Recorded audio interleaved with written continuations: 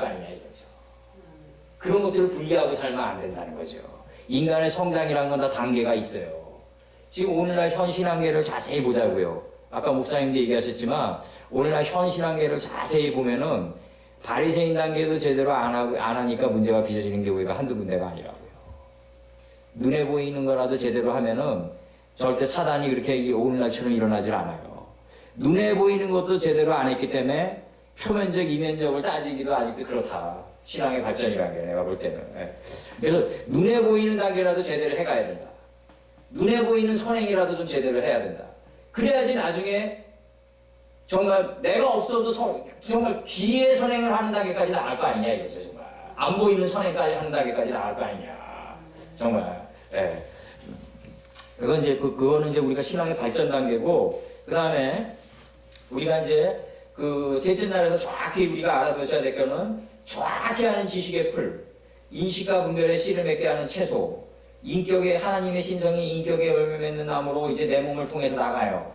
이제 하나님의 말씀이 내 몸을 통해서 나가요. 이게 최고의 법률이에요. 이게. 예. 그렇지 않으면 관념론자입니다. 예.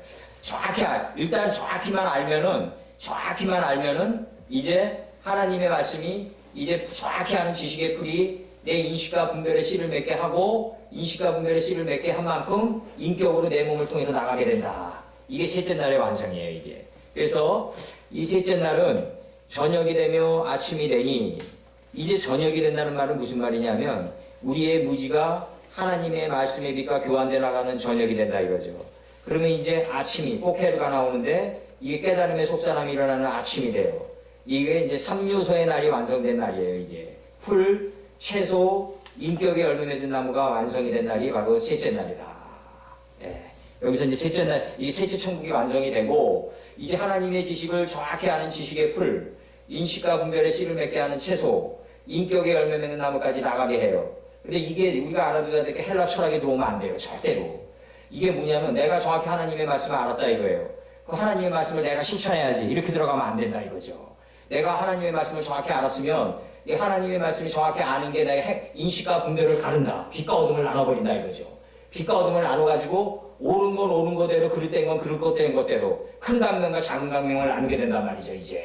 이제서 하나님의 말씀에 아는 지혜, 이 말씀은 지혜는 승하게 하고 무지는 점의 자리까지 소활단까지 소멸시켜 나간다. 예. 소활의 자리까지 이 먼지가 된 자리까지 소멸시켜 나간다. 예. 그래서 바로 이 히브리어로 맨 처음에 들어올 때 여기서 쓰진 않았지만 이 베레시토 할 때 이 베트 안에 점이 박힌단 말이죠. 이 점이 누구냐? 하나님의 집에서 가장 작아진 예수님이다 이거죠. 이 태초예요. 예, 태초라고 이분이. 예. 하나님은 태초를 불러온 분이고요. 예.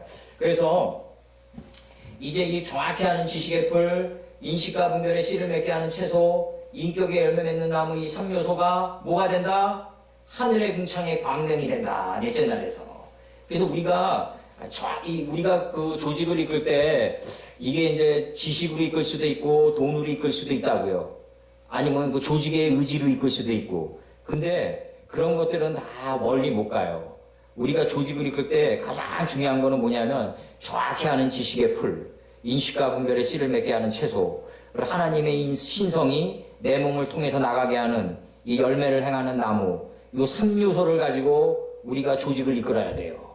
그래야지 멀리 흐를 수 있다. 사람이 조직이든지 개인의 걸음이든지 가다가 길이 막힌다는 것은 뭐다? 사람이 가다가 길이 막힌다. 바르지 못하기 때문이라는 거죠. 사람이 바르지 못하면 길을 가다 길이 막혀요. 그래서 맴돌아 나가야 된다고요. 자기 자신을 돌아보면서 나가야 된다. 이게 활의 이치고 무지개다.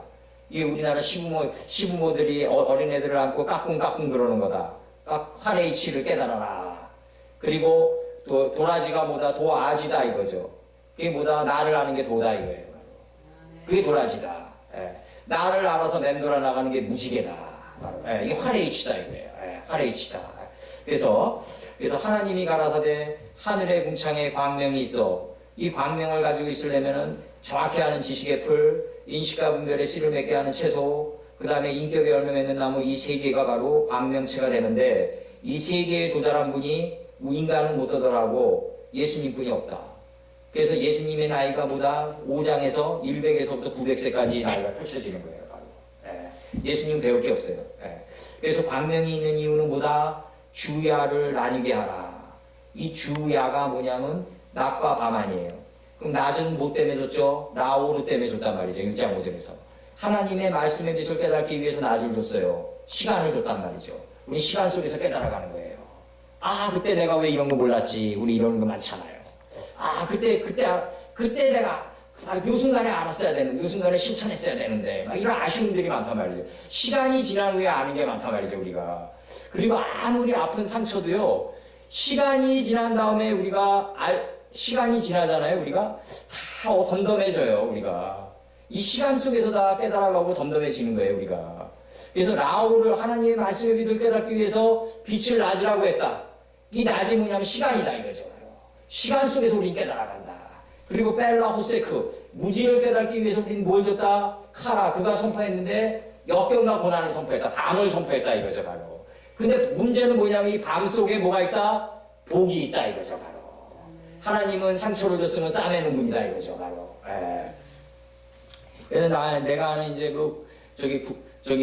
아는 목사님이 뭐라고 그러냐면 옛날에 나랑 대화해서 과거를 돌이켜보니까 하나님이 나에게 7년 기근을 주는데 그게 이 나라가 인플레이션이냐 뭐 불황이냐 이런 거 따지지 않고 그냥 주더라. 이런 표현을 썼더라고요. 왜 그러냐면 각기 중리들이 1인 7적으로 들어가기 때문에 그래요. 우리가 집단적으로 들어가는 게 아니라. 그래서 하늘의 궁창에 이 광명체가 있는데 이 광명체에 도달한 분이 예수님 뿐이 없다. 그리고 이 광명체의 나이가 뭐다? 100에서부터 900세다. 우리는 100에서부터 900세에 우리는 경작을 하는 몇십 몇 세로 끝나는 나이다, 우리는. 그래서 주야를 나뉘게, 주야를 구분하라. 그럼 주는 누구 때문에 줬다? 라오로, 말씀의 빛을 깨닫기 위해서 낮을 줬다. 그럼 야는 뭐다? 우리가 무지, 밤을 깨닫기 위해서 뭘 줬다? 야를 줬는데, 이 밤을 줬는데, 이 밤이 뭐다? 어둠을 깨닫기 위해서 밤을 줬단 말이죠. 어둠을 깨닫기 위해서 밤을 줬다. 그럼 이 밤이 뭐다? 역경과 고난이다. 근데 역경과 고난 안에 뭐가 있다? 복이 있다. 복이 있단 말이죠. 그럼 봐봐요. 우리가 저번에도 얘기했지만 상어가 날 때부터 부력이 없으니까 자꾸 가라앉는단 말이죠. 그러니까 이 상어는 죽을 때까지 헤엄치면서 죽을 수밖에 없는 존재들이란 말이에요. 그러니까 이 등 근육이 엄청 발달됐단 말이에요. 상어가. 그래서 바다 최고의 포식자가 된다. 상어가 만약에 자꾸 자기 자신을 한탄하고 하나님 왜 내가 부력이 없습니까? 한탄했으면은 상어가 그렇게 포식자가 되지 않았을 거다. 이 태종 때 불교를 갖다가 자꾸 죽이려고 어떻게 됐냐면 이 간음 사건을 몰아가지고 산속으로 밀어넣잖아요. 그래가지고 오늘날 불교가 어떤 현상이 됐냐면 명당짜리는 다 꿰차고 있어요. 산속에. 그리고 국립공원 입장료를 걔네들이 받아요. 이게 조계종 총무과로 들어가는데 이걸 안 놔요. 만약에 석가가 다시 태어나도요. 이거 그 사람들이 보면 죽일 사람이겠지만 석가가 다시 태어나도 그 사람들을 석가모니 죽여요.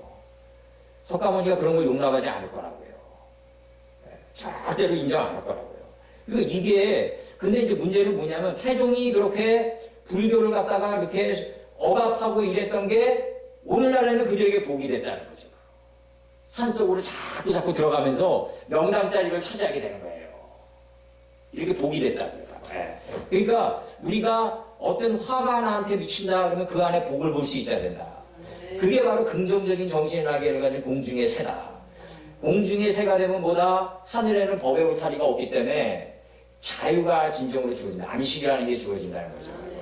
그래서 여기서 주야를 나뉘게 하라. 그러니까 이 주야를 나뉘게 하면서 이제 광명으로 하여 징조와 사시와 일자와 연한을 이루게 되는데 이 징조가 뭐냐면 풀 단계에서 정확히 이루어진다 이거죠. 징조는 뭐냐면 우리가 살아가면서 이 환난을 당하면 이게 트리플로 다가오잖아요. 우리가 인생에서 한 겹으로만 환난이 다가오지 않아요. 이게 막 두 겹, 세 겹으로 다가온단 말이죠. 이게 한꺼번에. 이게 왜 이런 현상들이 일어나냐면 징조를 분별할 사시가 없기 때문에 그래요. 하나님은요, 이게 이제 엘리야 때 분명히 비가 올 때 비가 오는 징조를 뭐로 표현했냐면 작은 뭉게구름이 미세하게 뜨거든요. 이 미세하다가 이게 뭐냐면 자기 자신을 다스리다라는 뜻이라고요. 레멘메세트라는 단어가 들어오는데 이 하나님의 그 미세한 단계에서부터 이게 재난이 오는 걸 분별하고 복이 오는 걸 분별하려면요 어디 있어야 되냐면 우리는 인식의 센터인 정오에 있어야 돼요. 그래서 창세기 18장 1절에서 정오의 즈음에 문에 앉아 이렇게 나오죠. 그게 무슨 말이냐면 인식의 센터에 있어야 된다. 그러려면 어디 있어야 된다? 자기 자신을 다스린 마음자리에 있어야 된다. 그래야지 아주 조그만 미세한 뭉게구름 하나도 미리 간파하고 방향 회전을 할 수 있다 이거죠. 그래서 사시의 능력을 갖춰야 된다. 이 사시의 능력이 뭐다? 어떻게 젊은이가 나뭇가지가 저기 무성한 저기 TV 저런 나뭇가지들이 겨울에 앙상한 가지만 나와서 누렇게 뜰 줄을 어떻게 알겠어요? 그걸 준비하는 게 개미란 말이죠. 그 개미가 지혜의 상징이란 말이죠. 잠언에서. 미리 누렇게 뜰 줄을 알고 준비한단 말이죠. 어떻게 저런 이파리가 풍성한 이 열매 맺은 나무들이 나중에 겨울에 앙상한 가지만 남을지 누가 알겠냐 이거죠. 미리 앞날을 내다보고 분별하면서 앞날을 준비하는 그 사시의 능력을 갖추고 있어야 된다. 이미 여름은요, 이미 여름 때는 겨울을 준비하고 있어야 돼요. 이 밀라노 패션쇼나 이런 데서 봐봐요.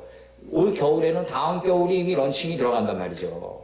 그리고 국가도 마찬가지예요. 국가도 1년 예산을 짤 때 그랜드 디자인을 1년을 내다보고 짠다고요. 이런 지혜들이 다 있어야 된다. 그 그랜드 디자인이라고 그러는데 이런 예산 디자인 짜는 게 디자인이 옷만 디자인이 아니라 예산도 다 디자인이에요. 그 디자인을 짤 수 있는 사시의 능력을 갖추고 있어야 된다.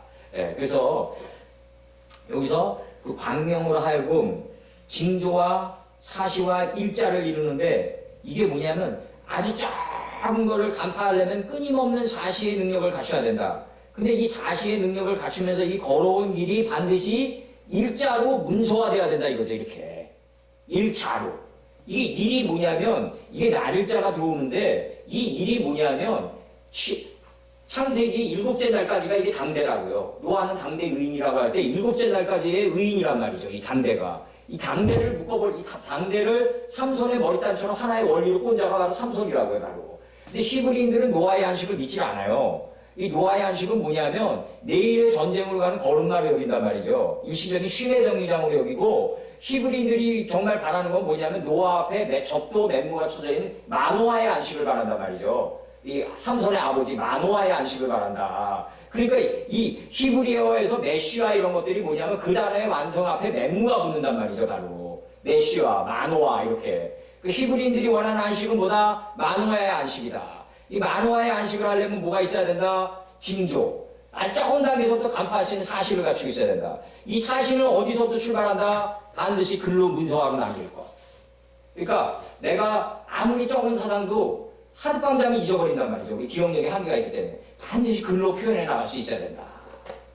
그래서 항상 일기를 쓰고 항상 조그마한 거라도 기록에 남기는 이러한 일자의 능력을 갖추시기를 바라요. 이걸 시스템이라고 그러는데 기업으로 얘기하면 삼성전자 이건희가 침대에 누워있더라도 삼성전자 돌아가요. 왜 그러냐면 이들이 조그만 징조의 단계에서부터 수많은 그 봄, 여름, 가을, 겨울의 역경을 거치면서 걸어왔던 발자취 기록이 시스템화되어 있어요. 일자로. 그렇기 때문에 삼성전자는 하와이에 이건희가 누워있든 삼성병원에 누워있든 이 일자가 있기 때문에 들어가요. 이 일자가 뭐냐면 맥도날드 같은 데는 예를 들어서 자기 자신을 잘 표현할 수 없다. 그러니까 대인공포증이 있는 사람이 신입사원으로 왔다. 그러면 저쪽 예를 들어서 분당의 어느 지점에 어느 과장 밑으로 보내요. 대인공포증을 극복하고 과장이 된 사람 밑으로 보낸다. 이런 것들이 일자화돼 있다. 이게 다 매뉴얼화 돼 있어야 된다고요. 그래야지 이게 표대가 돼가지고 훗날을 밝혀나갈 수 있단 말이죠. 근데 문제는 뭐냐면 이 일자가 누구 안에 어디 들어와 있다? 우리 마음판에다 새겨져 있다. 그래서 이 66권의 이 마음판에 다 새겨져 있어요. 그러니까 해 아래 새로운 것이 없어요. 이미 있던 것이 드러날 뿐이다. 창세기 1장 1절에 빠라 동사가 칼 완료태로 이미 끝났어요. 성경은 창세기 1장 1절을 향해서 66권이 가는 거예요. 다른 책은 서론이 결론을 향해서 가지만 성경은 결론이 나 있고 66권이 다 이 창세기 1장 1절을 향해서 간다. 태초를 향해서 간다. 물들이 한 곳으로 모일 때 뭐가 드러나요? 바로 66권의 서판이 드러난다. 그래서 그 66권의 가나안 땅에 도달해 보니까 뭐가 보였다? 정확히 아는 지식의 풀, 인식과 분별의 씨를 맺게 하는 채소, 하나님의 신성이 인격의 열매 맺는 나무로 나가는 이 인격의 열매 맺는 나무 이 3요소가 보였다. 근데 이게 우리 게 아니더라. 예수님 거더라. 예. 그게 궁창의 하늘의 광명체가 된다. 그래서 촛대가 되고 등대가 돼서 우리를 밝혀준다. 그래서 예수님이 뭐다? 내가 길이요 빛이다 그랬던 거다. 예. 나를 따라오라 그랬던 거다. 예. 그러면 하나님은 누구다? 길이요 귀신 예수님을 창조한 분이다. 가장 큰 분이다. 어느 속에 갇히지 않는다.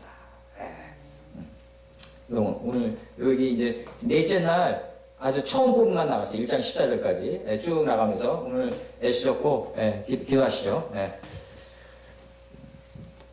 오늘 여기 그 예수님 그 둘째 날과 셋째 날을 거치면서 그 정확히 하는 그 지식이 정말 저희들에게 또 인식과 분별을 하게 하고 또 옳은 거를 분별했으면 또 우리 몸을 통해서 나가게 하면서 우리가 항상 인격의 열매 맺는 나무의 단계로 걸어갈 수 있게끔 해주시는 그 예수님의 3요소를 배웠나이다. 저희는 그 예수님의 3요소를 뒤쫓아가고 배워가는 존재지 저희들이 그런 것을 소유한 존재들이 아니라는 것을 항상 명심하고 항상 남들이 칭찬을 하던 비난을 하던 항상 물들이 한 곳으로 모이는 물들이 한 곳으로 모여 태초의 뜻을 살피는 이 시대에 겸손한 신앙